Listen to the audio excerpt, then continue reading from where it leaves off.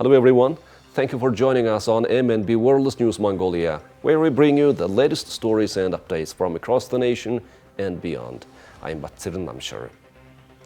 Our top stories for News Mongolia. Mongolia's parliament approves electoral constituencies for 2024 elections. Mongolian schools overseas started celebrating Christmas and New Year. Mongolians living in the Czech Republic celebrated the Christmas holidays. For the news, stay tuned.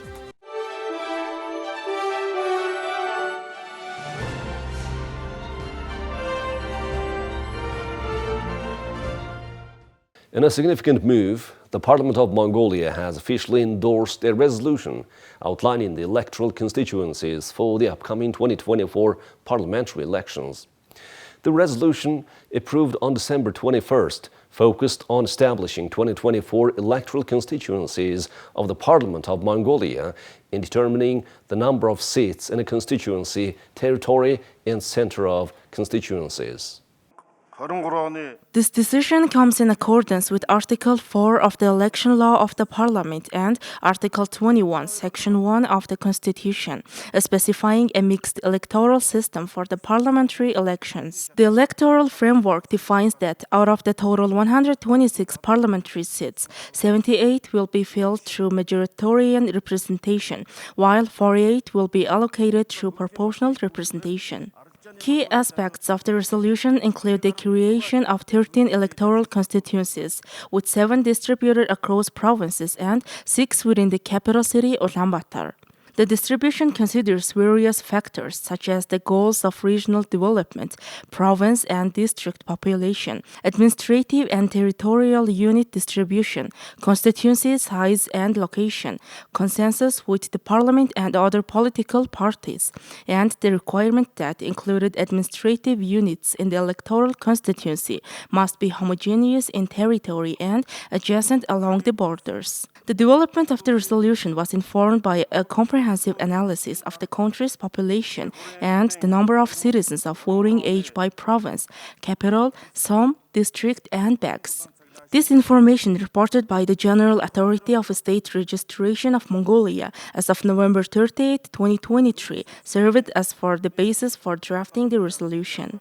As Mongolia prepares for the 2024 elections, the approved electoral constituencies reflect a meticulous consideration of various factors to ensure a fair and representative electoral process. Iredui Mongolian school operating in the Kingdom of Belgium celebrated the New Year. Mongolian National Broadcaster's reporter Bat Bayer reports from the festival. Mongolian schools abroad were first established in 2004 on the initiative of Mongolians living in the USA. As of today, there are about 50 Mongolian language and culture centers in 18 countries. More than 200 Mongolian language teachers are working in these schools and training centers, and more than 2,000 children are studying there. One of them, the Electoral Mongolian School in the Kingdom of Belgium, has been operating for 8 years. Ambassador Bolt participated in the New Year celebration of the Mongolian school in Antwerp and presented gifts from the embassy, wishing students and teachers great success in the new year. As we bid farewell to the old year and celebrate the new year, Mongolians living in Belgium are attending these festive activities.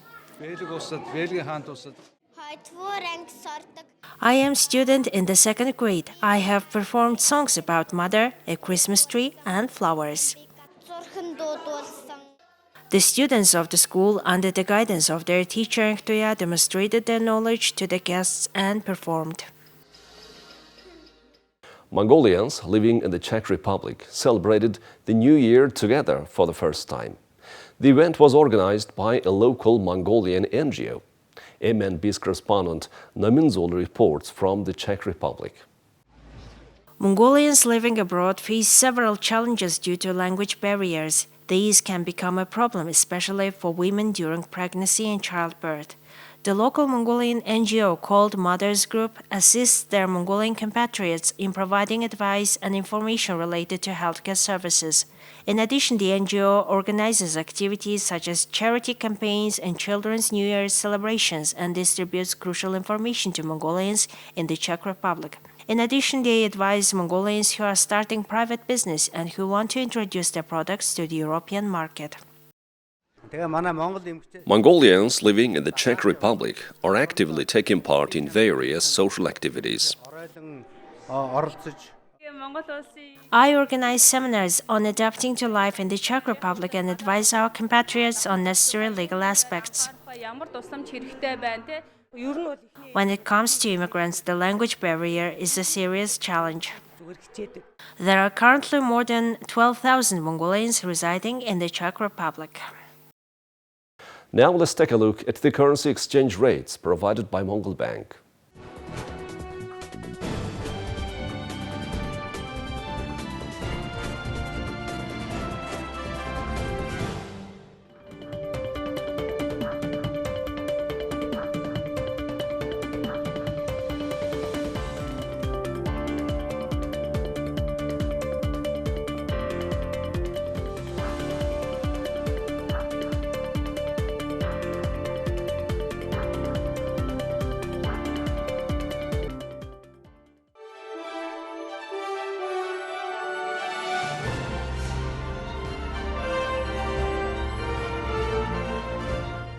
Now, let's take a look at international news from our partner agencies. The Israeli military said on Tuesday its troops were continuing their offensive in the Gaza Strip with operations on the ground backed up by extensive airstrikes. The Israel Defense Forces claimed to have hit terrorist cells, military sites and infrastructure used by terrorist organizations, referring to Hamas and other Palestinian militants.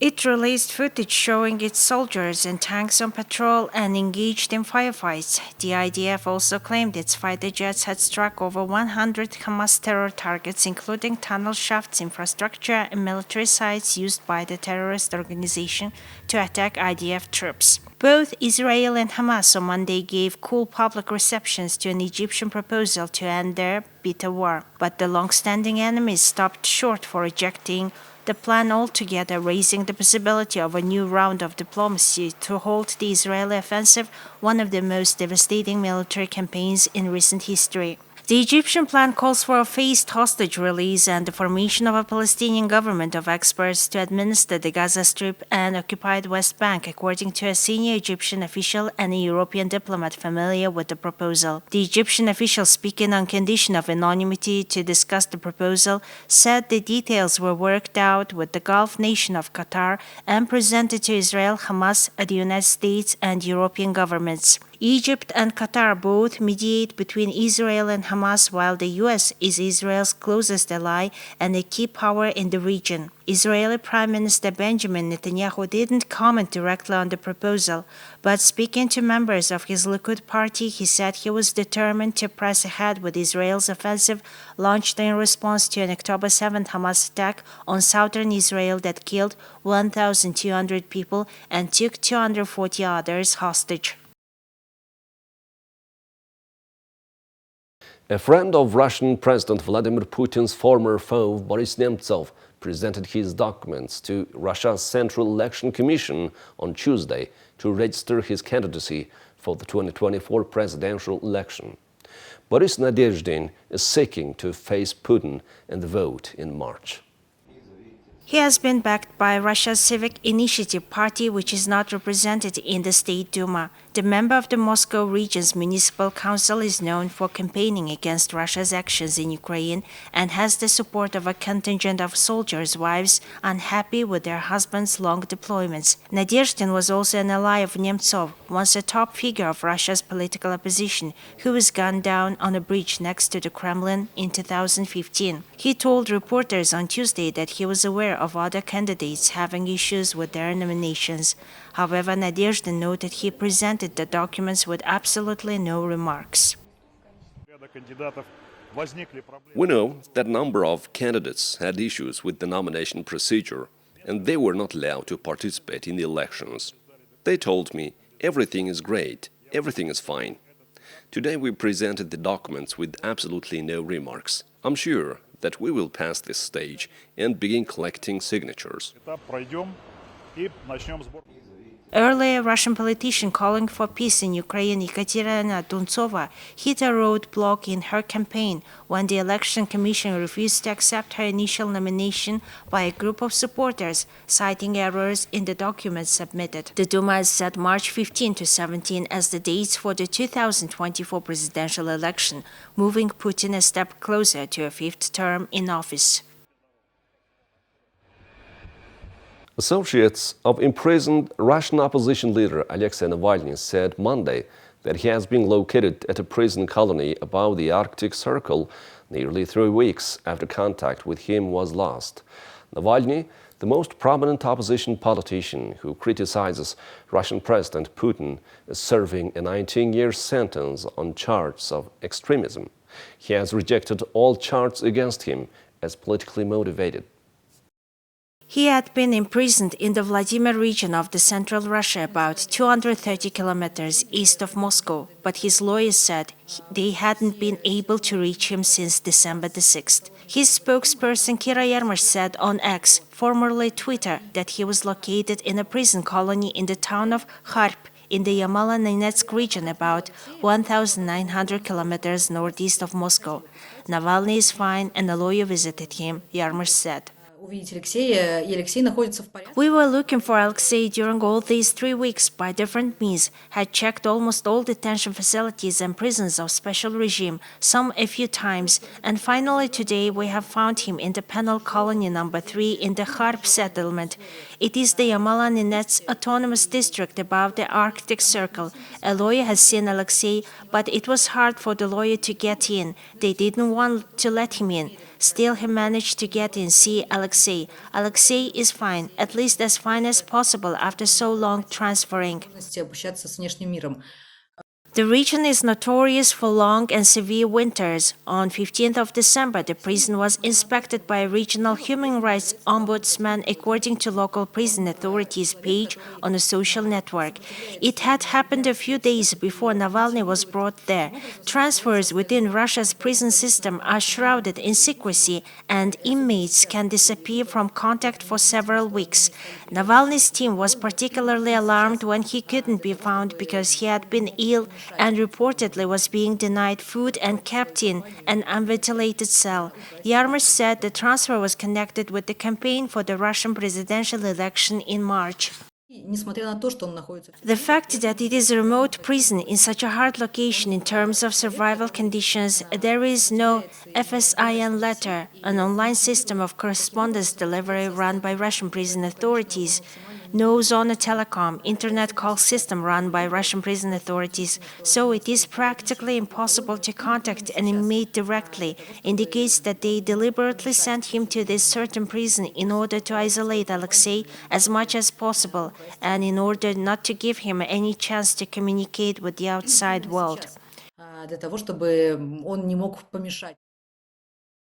While President Putin's re-election is all but certain given his overwhelming control over the country's political scene and a widening crackdown on dissent, Navalny's supporters and other critics hope to use their campaign to erode public support for the Kremlin leader and his military action in Ukraine. Navalny has been behind bars in Russia since January 2021 when he returned to Moscow after recuperating in Germany from nerve agent poisoning that he blamed on the Kremlin. Before his arrest, he campaigned against official corruption and organized major anti-Kremlin protests. Well, that's all for today. Thank you for staying with us. We'll see you on Thursday with more news and updates. Goodbye.